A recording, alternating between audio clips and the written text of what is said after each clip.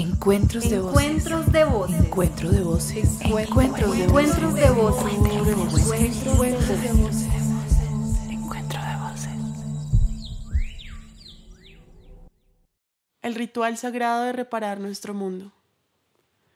Me formé como psicóloga en Bogotá, Colombia, una ciudad surreal, sórdida y con al menos 9 millones de realidades paralelas. Los contrastes, los largos trayectos y el afán son todos elementos de esta ciudad que han moldeado mi manera de habitar el mundo. Moldearon también mi mirada de la psicología en varios sentidos. Lo del afán, en todo caso, fue en contra de mi voluntad y de cualquiera que quiera conservar unos mínimos de tranquilidad aquí. Durante mi formación como psicóloga me enamoré de la psicología social comunitaria, de los feminismos y las teorías críticas de las ciencias sociales. Casi todo empezó en mi segunda clase del bloque temático de psicología social, donde Malú Rapachi y Marcela Rodríguez en la primera clase presentaron autoras y autores que leeríamos en el curso, y de cada una de ellas y ellos mostraron una foto. Dijeron algo así como: esta es la persona a quien vamos a leer y nos parece importante hablar del posicionamiento de cada autor y autora, que conozcan su cara, su historia, para saber de dónde viene aquello que proponen teóricamente. Ahora me parece sorprendente que esta acción pedagógica de contextualización me resultara tan novedosa en su momento. Me hizo conectar de manera íntima con esa clase y con ellas. Hoy lo he incorporado a mi vida profesional y académica y me gusta saber con quiénes dialogo cuando leo y escribo. Pero en ese momento sentía que esa acción era nueva para mí, porque antes de ir a esa clase ningún docente lo había propuesto desde ese lugar de la historización. Conocíamos, por supuesto, las fotos de los icónicos autores de culto en la psicología y las ciencias sociales. La mayoría eran hombres, blancos, europeos y muertos. Yo pensaba que los grandes autores, en masculino, teorizaban cosas complejas que leíamos y leíamos eternamente en la universidad, y si entendías lo que decían, estabas un poco más cerca de ser profesional con diploma. Años después fue Juliana Flores, psicóloga feminista, la que insistió sabiamente, mientras leía uno de mis textos, en que también yo teorizaba, y que lo que pensaba que eran ideas vagas o conversaciones con mis compañeras y colegas que sucedían en la calle o en la casa, en la reunión de la colectiva feminista a la que pertenecía, en el espacio de articulación política, todo eso también era conocimiento que se fugaba de los cuartiles y las revistas indexadas. Mientras cuento esto, quiero teorizar, amasar y rumiar aquí algunas reflexiones que he tenido a lo largo de 9 años de haber conocido los encuentros de voces, y cómo haberlos conocido ha sido parte fundamental para mi formación como psicóloga feminista, a veces una o la otra o a veces ambas.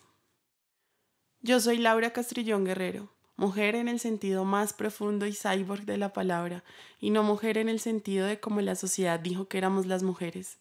Tengo 29 años, soy lesbiana. Me apasiona el tarot y aprender sobre epistemologías feministas. Me encanta disfrutar de la música y saborearla en todos los contextos en los que sea posible. Aprendiz de la ética del cuidado como forma de emancipación. Estoy en búsqueda constante de conocerme a través del encuentro, de la magia y la ternura. Me gusta estudiar, aprender, leer, hablar, escuchar, enseñar y hacer preguntas. Mi familia no es de Bogotá, y por lo mismo crecí en movimiento. Migré a los 8 días de nacida a una de las ciudades donde mis abuelos echaron raíces y viajé horas y horas en bus durante toda mi infancia para pasar las vacaciones allí, en la frontera entre Colombia y Venezuela. Arauca. De Bogotá a Arauca y de Arauca a Bogotá una y otra vez. Esto es un poco de todo aquello que me habita, en constante movimiento, inconforme y con ganas de descubrir el mundo. Esta es la persona que hace 9 años se enteró de los encuentros de voces. Voy a volver a mi historia con la psicología para elaborar cómo fue que llegué a los encuentros de voces. Entonces, enamorada de la psicología social y de los feminismos, hacia la mitad de mi carrera, llegué al primer día de mi práctica en psicología social, cuyo nombre era Subjetividades Contemporáneas. Escogí con una de mis mejores amigas del mundo, María Gabriela, ir a un colegio en Soacha, Cundinamarca, un municipio colindante con Bogotá, para realizar acompañamiento psicosocial con estudiantes de último año. Como dije, todo fue hermoso, pero siempre hay peros, y llegó un momento en el que hubo conflictos en la clase y en el grupo de quienes hacíamos la práctica. Había discusiones entre compañeros y compañeras, pérdida de sentido en el trabajo, y la práctica empezaba a mostrarnos aspectos de nuestra vida personal que necesitábamos atender y que empezaban a impactar en nuestra labor. Nuestra profa del momento, Margarita Echeverry, decidió hacer una intervención luego de una noche en la que todos, todas, incluida ella, salimos llorando del salón. En la última clase que hizo parte de esa intervención, Márgara llegó con Carolina Nenstiel, a quien presentó como una gran psicóloga clínica y social, una de sus grandes amigas de la facultad y la creadora de los encuentros de voces. Ambas muy brujas, cada una a su estilo. Márgara es una mujer de crespos canosos y entorchados, con una voz fuerte, estridente e irreverente, con muchísimo fuego en su corazón, grosera, chistosa, sensible y brillante. Caro es una mujer de tez morena, pelo liso, negro, ojos grandes y sonrisa silenciosa. Eso a primera vista. Tiene un corazón dulce, abierto y crítico. Su rebeldía es suave, metódica y pausada, inmensa y generosa con sus palabras. Creo que su habilidad clínica es incomparable. Y Caro nos contó sobre el corazón de los encuentros de voces. Entendí que eran, entre otras cosas, y aún un poco confuso, un dispositivo creado para hacer público y colectivo aquello que había sido silenciado. La verdad, creo que se ha dicho en todas las ocasiones, pero no es suficiente. Y es que no entiendes lo que es un encuentro de voces en su esencia hasta vivirlo. Ese día, en esa clase, Caro preguntó: ¿hay alguien que quiera contarnos algo que ha sido silenciado de su historia? Y una de mis compañeras levantó la mano, una de las mujeres más tímidas del salón. Se sentó al lado de Caro y ellas dos se miraron de frente. Amorosamente, Caro le dijo que era momento de hablar de aquello que quería decir en voz alta. Y mi compañera habló de haber sido víctima de violencia sexual en su infancia y del dolor que eso le causaba, porque entre otras cosas influía en quien ella era en la actualidad. Mi corazón se rompió una y otra vez al escuchar su relato. Sentí empatía, rabia, dolor, ganas de salir a dar golpes contra lo que fuera. Pero en cambio lloré en silencio mientras la escuchaba, mientras todos y todas la escuchábamos. No fui capaz de mirar a mi alrededor para ver la cara del resto, y me pareció, por lo que sentí en el cuerpo, que las y los demás se sentían similar, como si cada uno hubiera creado un espacio íntimo consigo mismo, pero estando allí juntos. La energía del círculo se tornó densa, viscosa y solemne, como si romper el silencio con un mínimo ruido alterara el flujo de la conversación. Solo se escuchaban ella y Carolina, quien la acompañó a nombrar aquello silenciado durante al menos unos 25 minutos. Pero sí hubo un momento en el que el silencio se acabó. Luego de un momento, Caro le agradeció a ella por haber compartido esta historia y dijo en voz alta que le había parecido haber escuchado algunos sollozos, que sabía que otras personas en el espacio también lloraban. 6 personas lloraban. En un salón de al menos 20 personas, posiblemente la mitad y un poco más éramos mujeres. De esas 10 o 15 mujeres que estábamos allí, 6 lloraban. Una de nosotras dijo: lloro porque a mí también me pasó. Y luego otra compañera le siguió: a mí también. A mí también, a mí también, a mí también, a mí también, a todas nos pasó. Vino entonces el siguiente momento mágico. Ya no solo era mi compañera que decidió contarlo en primer lugar. Había, además de ella, otras sillas a su lado, ocupadas por las demás, hablando también enfrente de Caro. Y el círculo permanecía allí, sintiendo y escuchando. Ninguna de ellas se sentía sola en ese momento. Caro hacía una suerte de malabares con sus preguntas para que todas ellas pudieran contenerse unas a otras mientras conversaban sobre aquella experiencia compartida y silenciada. Al final, todas y todos hablamos sobre lo que ese momento nos había hecho sentir al respecto de nuestra propia vida. Nadie opinó, nadie juzgó, nadie teorizó sobre lo que acababa de suceder. Todas y todos hablábamos desde las tripas y desde nuestra humanidad sobre la valentía de encontrar otras formas de denuncia y de sanar colectivamente. Luego de ese espacio, yo me sentí llamada a buscar otros espacios colectivos para encontrarme y hablar sobre mi propia historia. Entender los daños que ha causado en mi cuerpo la misoginia, el patriarcado y los secretos familiares tan perversos, tan frustrantes. Ese primer encuentro de voces que viví fue un catalizador de sanación para mí. Fue, además, un elemento clave que me permitió acompañar mejor a las estudiantes con quienes fui encontrándome en el desarrollo de la práctica en aquel colegio. Mujeres jóvenes con quienes conecté desde la empatía y la valentía, y que me mostraron también desde su potencial sanador y transformador mi propio potencial. Para ella y todas las mujeres que luego he acompañado y me han acompañado, este fue uno de los hitos fundantes de por qué hago lo que hago. Gracias, Caro, y gracias a todas. Viví otros encuentros de voces en adelante como participante. Cada uno de ellos fue mágico a su manera y en todos recibí un regalo distinto. Virtuales, presenciales, con personas desconocidas, con amigas, amigos y compañeros de clase. Me formé con Caro en 2018 para aprender sobre el dispositivo más allá de lo que ya sabía que se sentía vivirlo. Aprendí metodológicamente de dónde venían, en qué se inspiraban y qué era lo nuevo. De la esencia de los encuentros de voces hay algo que me conecta de manera muy personal con su génesis. Son una creación fronteriza, al borde de todo, que crea un lugar nuevo a partir del corazón de otros lugares epistemológicos, teóricos y metodológicos. Toman la esencia de dispositivos de intervención del enfoque sistémico, del planteamiento de las teorías críticas de la psicología social comunitaria e incluso de otras prácticas espirituales que posibilitan la sanación. Se construyen en un lugar nuevo que no le pertenece a un campo de saber específico o a un enfoque particular.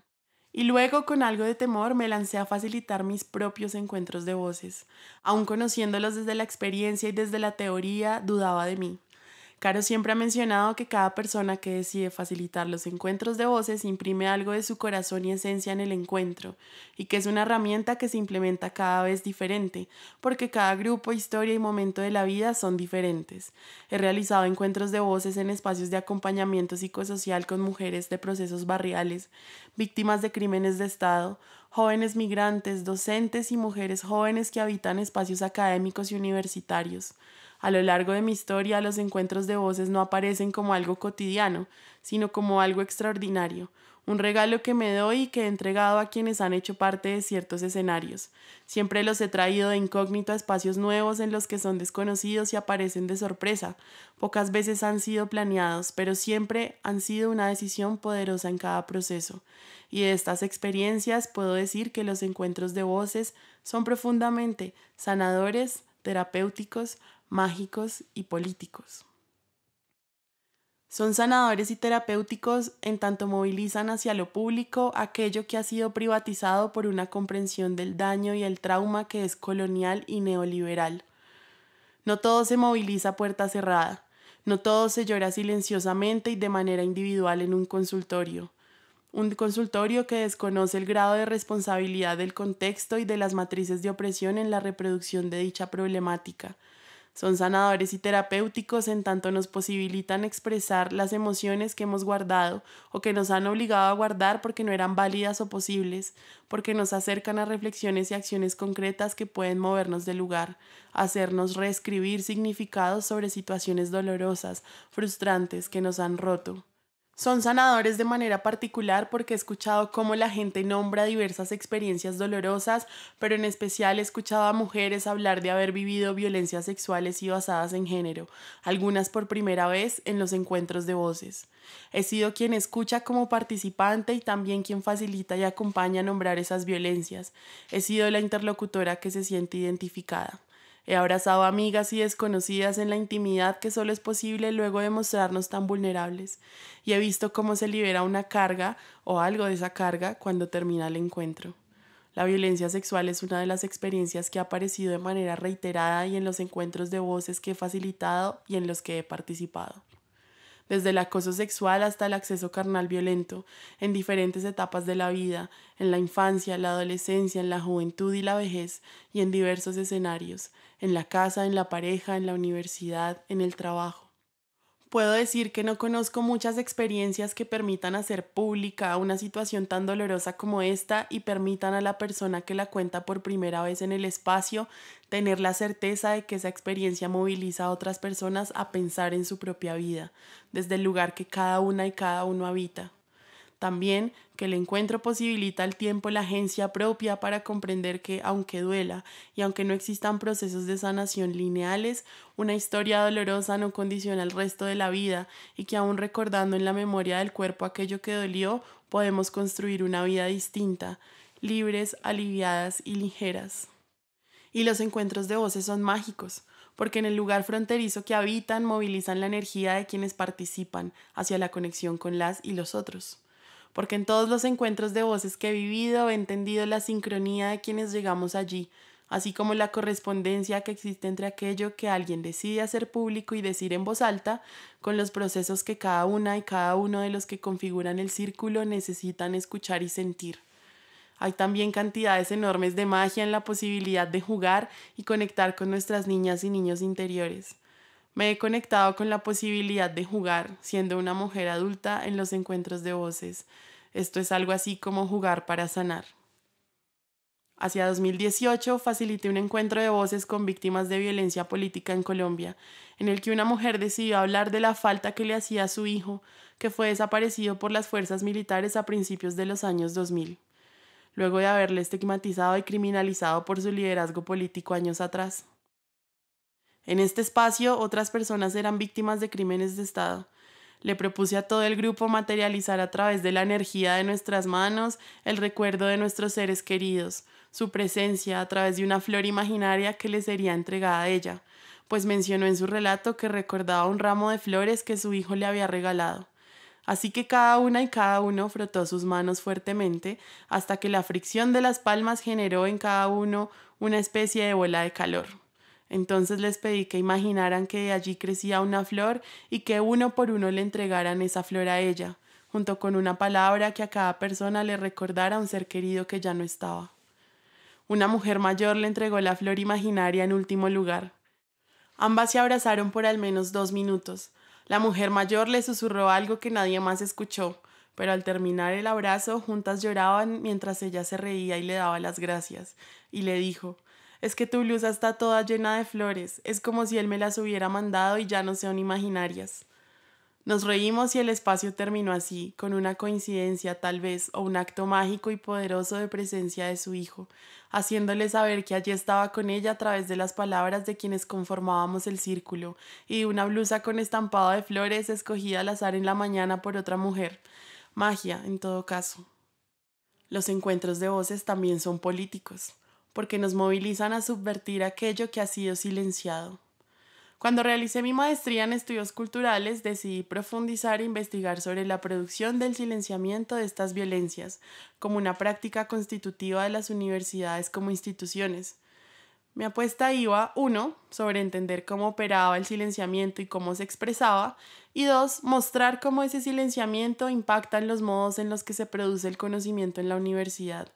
Aposté también a través de mi ejercicio de teorización e investigación por el posicionamiento de una propuesta epistemológica y metodológica, la necesidad de imaginar otra universidad desde la construcción de un conocimiento sensible. El conocimiento sensible hace referencia a cómo los saberes y su teorización se constituyen desde su génesis en la dimensión de los afectos y el cuidado. Se refiere a que el conocimiento no es un ejercicio abstracto que se hace en un escritorio, en solitario y a puerta cerrada, sin ayuda de nadie, sin la presencia de otro interlocutor, o mejor, de un nosotros que reflexiona en colectivo. La producción del conocimiento desde esta apuesta sensible lo hace vinculante, cotidiano, contradictorio, y entiende que para ser producido es fundamental el cuidado en todas sus formas, porque solo es posible pensar en ideas poderosas y transformadoras cuando hay condiciones para el sostenimiento de la vida, techo, comida, compañía, contención y afecto de una red de seres humanos y no humanos que lo hacen posible. Alguien nos cuida, además de nosotras mismas, mientras teorizamos el mundo. La pregunta por el silenciamiento tiene una raíz personal, por supuesto. Vivir algunas opresiones en carne propia y tener conciencia de ello hace que te vuelvas más sensible al entorno, a ver cosas que otras personas no ven tan fácilmente. La experiencia de la violencia, el deber ser y la sujeción a un sistema familiar y social que quiere que seas de cierta manera son combustibles suficientes para querer inventar otro mundo. Luego, en mi propia búsqueda para romper el silenciamiento, me encontré con las feministas en la universidad. Mis profes, amigas, compañeras que también querían inventar otro mundo. Todas ellas me enseñaron a comprender la realidad desde la posibilidad de subvertir ese silencio de la manera más contundente, gritando. Gritar puede tener muchas formas. Puede ser marchar, criticar, empapelar paredes, gestionar espacios previamente censurados, denunciar públicamente, interpelar a la institución. Hablo en plural porque no estaba sola. Fuimos al Congreso, a medios de comunicación, nos juntamos con compañeras feministas en otras universidades, nos inventamos talleres, conversatorios, escuelas. Lo hicimos porque había casos de violencias basadas en género y sexualidad sucediendo en la universidad con los que no pasaba mayor cosa. Y gritar juntas, cuando somos muchas, funciona mucho mejor. Los encuentros de voces son una manera de gritar, sacar de adentro algo que no puede estar silenciado por más tiempo. En 2023, como parte de este trabajo de investigación, facilité otro encuentro de voces entrañable, realizado con mujeres feministas, integrantes de diversas colectivas estudiantiles de universidades públicas y privadas de Bogotá. Lo recuerdo de manera entrañable al haber sido yo una estudiante activista durante mi formación como psicóloga, y porque es en este lugar en donde he asentado mis intereses profesionales y académicos recientemente. Alrededor de 20 mujeres nos reunimos un día en este taller para movilizar redes y articulación entre colectivas. Hicimos un encuentro de voces ese día, y en esta ocasión alguien decidió hablar en público de cómo era castigada su rabia en el sistema familiar, cómo constantemente se le pedía que fuera más amable, más sonriente y más dispuesta. Esta rabia, sin embargo, no era en vano, pues era una respuesta apenas normal por haber vivido un evento traumático unos años atrás, un evento que nadie en su familia había visto relevante o doloroso. Cuando llegó el momento de hablar de manera colectiva, algunas de ellas lloraban, de nuevo, al sentirse identificadas. Hablamos del arquetipo de la niña buena y de la ansiedad que se deriva de tener que encajar en este molde, cuando lo que resulta más necesario es romperlo. Entonces creamos una muleta, sí, decidimos nombrarla en femenino, con la forma que para cada una representara lo que significaba hacer activismo feminista en las universidades.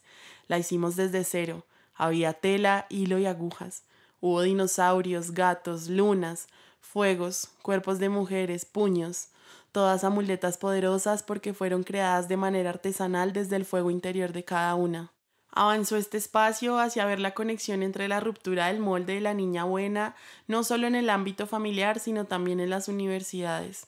El activismo es una forma de romper el molde, y a las niñas buenas en las universidades se les pedirá una y otra vez que bajen la voz, que no incomoden, que estudien mucho y que mesuren sus emociones, para que nadie considere que tienen un criterio histérico, con poca teoría, según cómo hegemónicamente se concibe la teoría, y emociones desmedidas. Decidimos entonces traer la muleta feminista que construimos más temprano y les pedí que hiciéramos un juego muy serio. Una muleta debe ser activada mágicamente para que pueda funcionar. La nuestra no era la excepción. Para ser activada tendríamos que cargarla de la magia de la desobediencia, así que cada una cerró sus ojos y pensó en aquellas frases que estaba lista para responder en adelante cuando alguien quisiera llamarle al orden, a que fuera obediente. Para terminar la activación de la muleta, cada una mencionó esa frase que iba a representar su desobediencia, haciendo el gesto con sus manos como si estuvieran entregándole energía a la muleta. Dijeron cosas como: no me corresponde hacer esto, no estoy dispuesta a que esto suceda sin que hagamos algo al respecto, estoy harta de que las cosas sigan igual, no voy a ser más la persona que lo resuelve todo, tengo derecho a equivocarme, estoy cansada de estar a la defensiva, no puedo más con la carga de tener que ser perfecta. Y al final fue claro para todas que aquello que se vive en casa no está desligado de lo que se vive fuera de ella. Y hablamos del continuum de las violencias y de la necesidad y urgencia de fortalecer las redes de cuidado para que nos movilizáramos sin creer para siempre que aquellos que nos han cuidado son aquellos que también nos han dañado. Recuerdo que una amiga con quien facilité la jornada fue participante del encuentro y al terminar me dijo: no sé cómo explicarte, pero sí fue como si nos hubieras hecho terapia todas.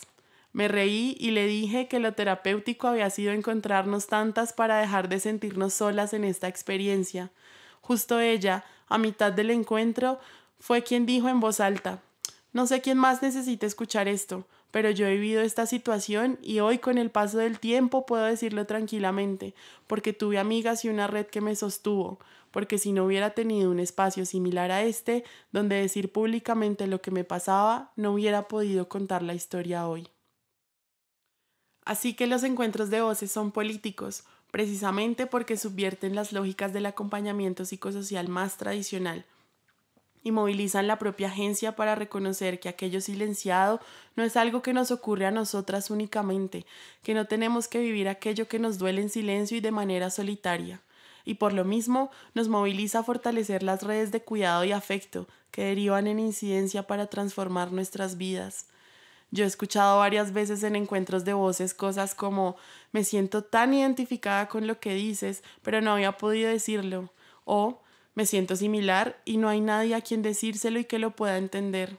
Y luego he escuchado cosas como «quisiera hacer algo al respecto, me indigna, no voy a permitirlo más, quisiera que esto cambiara». Hacer frente a la lógica de individualizar el malestar, de atomizarlo, para no dimensionar su factor estructural, siempre será una manera de cuestionar los sistemas de opresión. Es uno de tantos esfuerzos en tantos frentes necesarios, no el único, pero sin duda uno imprescindible. Nuestros propósitos y horizontes políticos están movidos, antes que por las ideas sobre el mundo, por cómo ese mundo nos ha hecho sentir, nos ha moldeado el afecto y nos ha ubicado en lugares que no queremos, que no nos sirven o que no vemos posibles, porque queremos deshabitar los lugares a los que no pertenecemos y que no nos pertenecen. Poco hablamos de cómo impacta en nuestra subjetividad la desigualdad, el patriarcado, la misoginia, el racismo, la gordofobia, la lesbofobia, el clasismo, la xenofobia. No hablamos suficiente de la transacción perversa que hacemos para canjear calidad de vida en este sistema económico.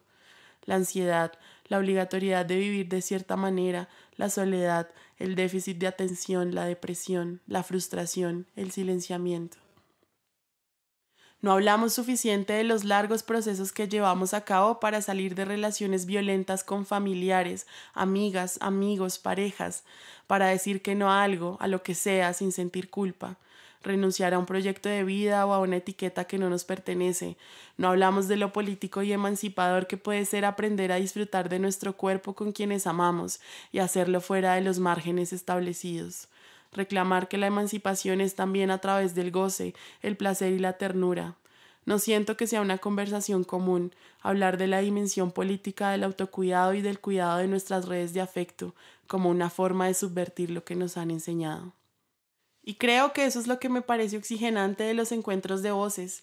Hay una clarísima y evidente correspondencia entre la micropolítica y los sistemas de opresión. Cómo operan, cómo se instalan en la carne, cómo se interiorizan y siguen funcionando, reproduciéndose. Confrontarnos de manera abrupta con eso que nos ha dañado, que es mucho más que la forma en la que asumimos el mundo, sino cómo el mundo nos ha ubicado y empujado a asumirle, pensando que es nuestra culpa por no entenderlo. Luego de un encuentro de voces tengo esta sensación una y otra vez de ver de manera evidente esta conexión que se nos escapa en otros escenarios o que pareciera irrelevante. Ya no me sirve teorizar el mundo e indignarme con todo lo que considero que está mal si no puedo al mismo tiempo encontrar fugas de resistencia para ello. Si esa indignación no me va a llevar a construir comunidad con quien pueda deshacerse de esas formas, si eso que me duele de este mundo injusto, misógino, racista y desigual no es algo que pueda ver en mi propia vida, cuestionármelo en primera persona.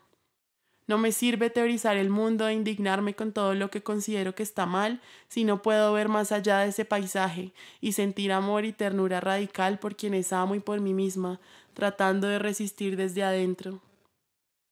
Yo siento que eso sucede en los encuentros de voces. En mayor o en menor medida, siempre me he sentido en el nosotros. En el nosotros hay una suerte de comprensión sobre por qué esto que le duele a una o a otra persona es algo que debería importarnos a todos. En esta certeza, al final me siento acompañada y con ganas de reparar nuestro mundo, en colectivo. Así puedo jugar a ser yo misma, porque los encuentros de voces me dieron permiso para encontrar mi estilo terapéutico y de acompañamiento y de compartirlo con otras y otros. Durante mi formación como psicóloga tomé nota atenta de todas las cualidades brillantes de mis profes favoritas y de aquello que más me gustaba de autoras y autores en cada clase. Y en algún momento pensé que ejercer la psicología consistía en memorizar y seguir un paso a paso, aprender conceptos, partes del cerebro y explicaciones causales sobre diversos fenómenos. Pensé que un taller se realizaba siguiendo la planeación al pie de la letra, sin margen de error. Cuando llegué a mi práctica de psicología social, Márgara, la de los crespos entorchados, insistía una y otra vez en la necesidad de leer y leer, para apropiar reflexiones más que conceptos, para adquirir la flexibilidad suficiente desde las aproximaciones epistemológicas, metodológicas, teóricas y técnicas, y así poder explorar con más libertad y creatividad qué hacer en la vida real con personas reales. Así que fui aprendiendo sobre psicología social y feminismos y entendí que dos de las cualidades más poderosas del acompañamiento eran la flexibilidad y la creatividad. El potencial no estaba tanto en seguir un paso a paso como lo pensé en algún momento. Mejor estaba en poder fluir con ligereza en la tarea de acompañar, adaptarse con facilidad a las condiciones del contexto y proponer algo desde allí. Esta reflexión reverberó cuando aprendí con Caro sobre el potencial de las y los facilitadores de los encuentros de voces, porque este dispositivo se implementa navegando de cierta forma en la incertidumbre.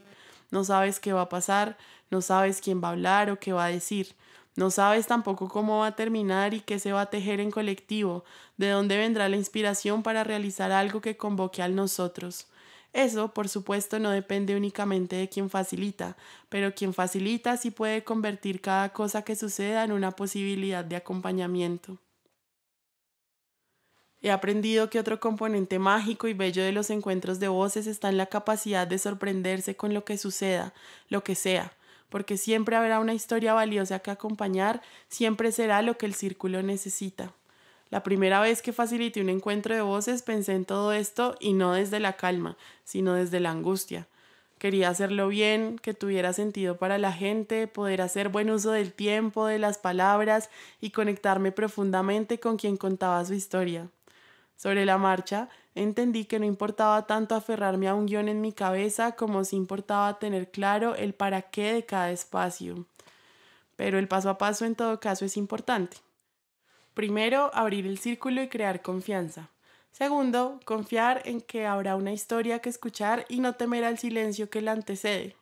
Tercero, escuchar con todo el cuerpo, haciéndome transparente con mis diálogos internos y con las preguntas que puedan movilizar posibilidades. Cuarto, saber cómo está el círculo, qué escucharon de aquella historia que tiene que ver con sus vidas. Quinto, cómo podemos sanar juntas, juntos, jugar al ritual sagrado de reparar nuestro mundo. Sexto, ¿qué sientes al saber que tu historia ha movilizado todo esto? Saber cómo está quien decidió contar su historia. Séptimo, cierre colectivo. ¿Qué es posible ahora luego de este encuentro?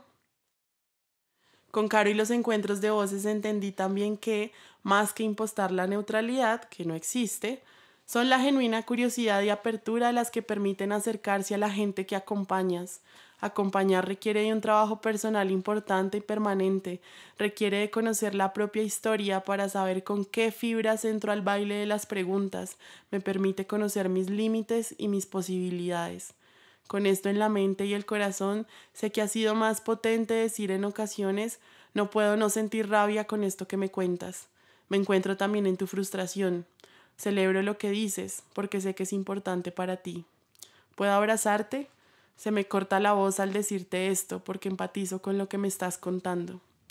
No se trata de volver el encuentro sobre ti, sino de hacerle saber a la otra persona que la humanidad y la empatía no están comprometidas por habitar un rol de facilitadora o por la relación de saber-poder que impone el rol tradicional de la psicología, la psicóloga que escucha y guarda silencio mimetizándose con las paredes.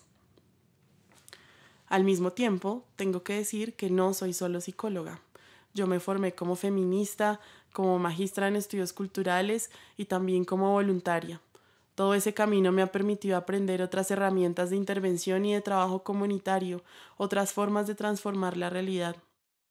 Del mismo modo, siempre he encontrado fascinación en los cuentos para niñas y niños, en la música, los poemas y otras expresiones del arte que usan símbolos y metáforas para hablar del mundo interior y relacional. Y por ser aprendiz de tarot me siento muy cómoda con el lenguaje de los arquetipos. Todos esos lenguajes hacen parte de lo que uso en el acompañamiento y en los encuentros de voces. También los encuentros de voces han alimentado mi forma de habitar los espacios de acompañamiento individual, así como la implementación de otros dispositivos de acompañamiento, como talleres, charlas o intervenciones en el espacio público. Reconozco el tránsito permanente que hago entre saberes y técnicas. Creo más en estos tránsitos que en los manuales y los protocolos. Soy una psicóloga sistémica y feminista que reconoce el valor de las preguntas, así como la posibilidad de desdibujarme del rol de psicóloga tradicional cuando es necesario. De hecho, durante mi formación he intentado evitar más las fronteras disciplinares que las certezas del tipo así es como se hace la psicología. Así que cuando acompaño de manera individual también digo libremente algo que aprendí a decir sin miedo en los encuentros de voces. Esto que me cuentas me llena de rabia, me conmueve y me indigna. O tal vez propongo crear un cuento que permita construir un final distinto, una posibilidad otra para acercarse a las experiencias dolorosas. Me gusta también decir cosas como, hay una canción que me recuerda a esto que estamos hablando. ¿Te parece si la escuchamos juntas y sobre eso conversamos? O, si X persona estuviera escuchándote, ¿crees que eso le diría algo de su propia vida?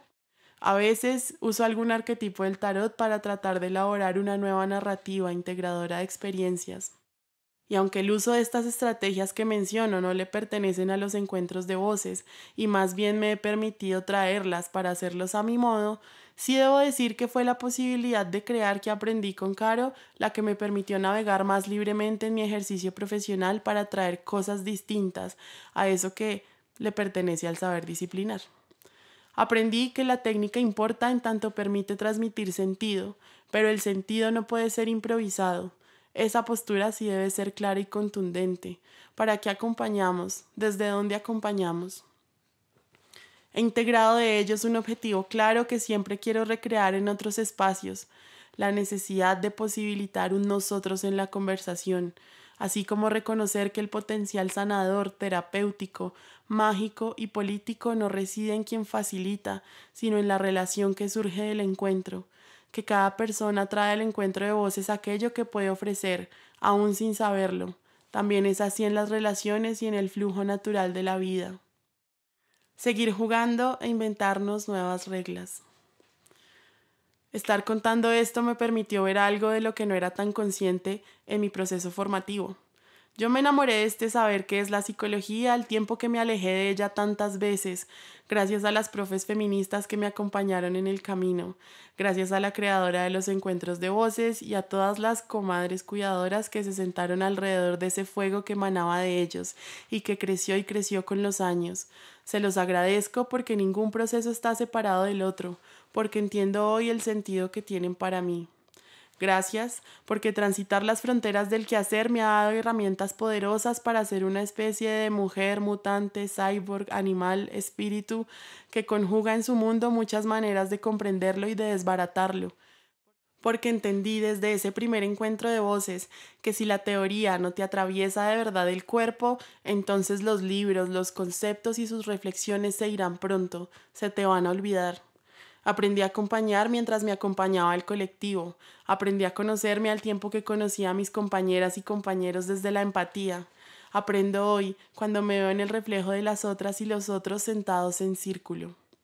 Los encuentros de voces me han interpelado a mí directamente de maneras abruptas, pero también con mucha suavidad. Lo que espero es que se amplifique su potencia y su magia para que sea el desajuste perfecto de las estructuras más ortodoxas del hacer de la psicología, las ciencias sociales, los saberes de la salud y del acompañamiento.